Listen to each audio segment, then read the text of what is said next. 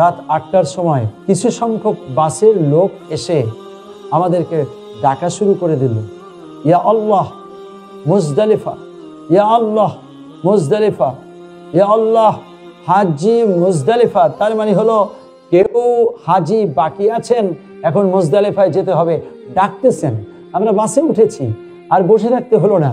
বাসে কিছু প্যাসেঞ্জার উঠার সাথে সাথেই বাস টান মেরে আমাদেরকে মুজদালিফায় নিয়ে আসলো। কত ইজি হলো। আবার মুজদালিফায় অবস্থান করতে হবে সুবহে সাদেকের পর পর্যন্ত, কিন্তু অনেকেই সুবহে সাদেকের পূর্বেই অস্থির হয়ে যান। এখানেও যদি আপনি সুবহে সাদেকের পূর্বেই মুজদালিফা ত্যাগ করেন, তাহলে আপনাকে অবশ্যই দম দিতে হবে। স্বেচ্ছায় সজ্ঞানে এমন কাজটি করলে পরে অবশ্যই আপনার হজ বাতিল হয়ে যাবে।